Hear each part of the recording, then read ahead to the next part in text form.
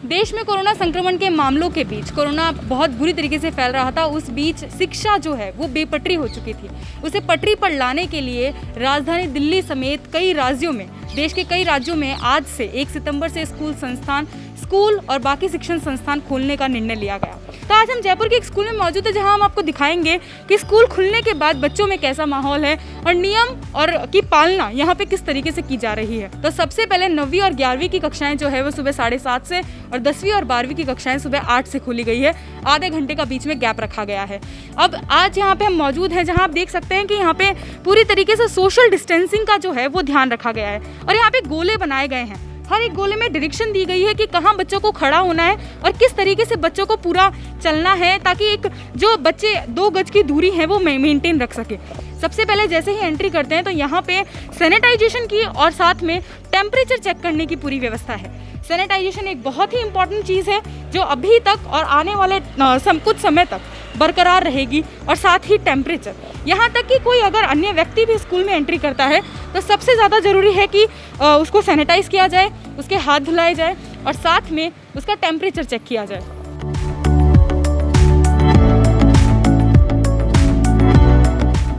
तो देखिए, स्कूल के परिसर में जैसे ही हम एंट्री करते हैं वैसे ही हम देख सकते हैं कि क्लासेस के बाहर ही पूरी कोरोना की गाइडलाइंस लिखी गई है, जहाँ पे लिखा गया है कि एक दूसरे के हाथ टच करना या फिर 2 गज की दूरी कितनी इंपॉर्टेंट है, मास्क लगाना कितना इंपॉर्टेंट है, अगर तबीयत ख़राब है तो नहीं आना। पूरी जितनी भी तमाम गाइडलाइंस है वो सब यहाँ पे लिखी गई है ताकि बच्चों को इसके बारे में पूरी जानकारी मिल सके। तो चलिए चलते हैं क्लास में और देखते हैं कि यहाँ पे किस तरीके से सोशल डिस्टेंसिंग की पालना की गई है, किस तरीके से बच्चे यहाँ पर बैठे हैं। तो आप देख सकते हैं कि हर एक बेंच को छोड़कर एक बेंच पर बच्चों को बिठाया गया है और एक बेंच पर सिर्फ एक ही बच्चे की बैठने की व्यवस्था की गई है। तो आप हमें बताएंगे कि आपको कैसे महसूस हो रहा है जितने समय बाद स्कूल आकर के? मुझे बहुत अच्छा लग रहा है क्योंकि ऑनलाइन क्लासेस में इतना इंटरेक्शन नहीं हो पाता था टीचर से, बट आज हमें पढ़ के बहुत भी अच्छा लग रहा है। आपको कैसा लग रहा है स्कूल आकर के वापस? I feel very good in this school, but if we have go in our past, that is very better for us, and we are sharing and we are playing together, and in this corona time we are even not talk without mask with our friends, and we are sitting alone, and that is better time for correct. तो जैसे कि हमें बताया कि पहले का time तो of course बच्चों को ज़्यादा पसंद था, खेलकूद करने को मिलता था, अपने जो साथी थे, अपने दोस्त थे, उनके साथ खेलने को मिलता था। मास्क लगाकर अभी इन्हें यहाँ रहना पड़ता है। इसी के साथ आप और भी देख सकते हैं कि हर एक जो बेंच है उस पर पूरी तरीके से सोशल डिस्टेंसिंग रखी गई है, बीच में एक बेंच छोड़ कर रखी गई है। ये काफ़ी एक इम्पॉर्टेंट चीज़ है जो अभी ध्यान में रखने की ज़रूरत है, क्योंकि कोरोना संक्रमण पूरी तरीके से अभी तक टला नहीं है। टीचर से भी हम जानना चाहेंगे, मैम आपको बच्चों को इस ऑफलाइन क्लास में देख करके, इतने समय से आप ऑनलाइन क्लासेस ले रहे थे, ऑफलाइन क्लास में देख करके कैसा महसूस हो रहा है और आपको कितने एक्साइटेड हैं इनको पढ़ाने के लिए? First of all, we are very excited to teach them because yes, we had some limitation in online classes also. Everybody was not having network connectivity. So yes, one-on-one conversation is much better. And these students are also facing some troubles in online classes. So yeah, I'm very excited to teach them now. चलिए दूसरी कक्षा में चलते हैं और वहाँ पे आपको दिखाते हैं कि वहाँ पे किस तरीके से बच्चे बैठे हैं। तो यहाँ भी आप देख सकते हैं सिमिलरली सभी बच्चों को एकदम अच्छे से बिठाया गया है, सोशल डिस्टेंसिंग की पालना है, सभी के मुंह पे मास्क है। एंट्री करते ही सबके हाथ सैनिटाइज करवाए गए थे। आप हमें बताना चाहेंगे कि आज स्कूल आकर आपको कैसा लग रहा है? बहुत अच्छा लग रहा है। इतने दिन बाद स्कूल आ गया। स्कूल में इतने सारे चेंजेस हुए हैं, आप मास्क लगा के आ रहे हैं और आप अपने दोस्तों के साथ नहीं बैठ पा रहे हैं, तो उस बारे में आप क्या कहना चाहेंगे? ऑनलाइन एजुकेशन और ऑफलाइन एजुकेशन में आपको कौन से ज़्यादा पसंद आई? ऑनलाइन।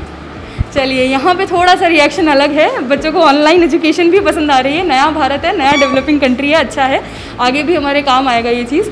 और जैसा कि आपने देखा कि पूरी क्लास में अच्छे से सोशल डिस्टेंसिंग मेंटेन है। स्कूल को बहुत ही अच्छे से डेकोरेटिव मैनर में रखा गया है ताकि बच्चों को कोरोना संक्रमण से किसी तरीके का खतरा ना हो, और ये बेहद ही ज़रूरी है। अब हम आपको ये भी बताएंगे कि यहाँ के प्रिंसिपल जो हैं वो इस बारे में क्या कहना चाहते हैं, उन्होंने किस तरीके से स्कूल का डेकोरम मेंटेन किया है और किस तरीके से उन्होंने स्कूल कितनी परेशानियों का उन्हें सामना करना पड़ा है ये सब चीज़ें मेंटेन करने के लिए, क्योंकि बहुत ही ज़रूरी हो जाती है ये चीज़ें।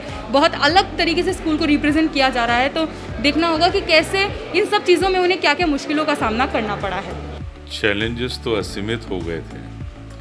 पहला सबसे बड़ा चैलेंज जो हमें करना था फेस, वो यही था कि स्कूल जो इस लेवल के ऊपर एस्टेब्लिश्ड है और जहाँ इनकम सोर्स 10% रह गया, 15% रह गया, और जहाँ तक सवाल गवर्नमेंट के नॉर्म्स का है उसको मैनेज करना ही असंभव हो रहा था। पेरेंट्स की समस्या भी मैं जानता हूँ, समझ पा रहा हूँ कि वर्तमान परिस्थिति सबके लिए बड़ी विकट है, लेकिन पेरेंट्स के द्वारा पूरी फीस जमा ना कराना, ये कई चैलेंजेस आए।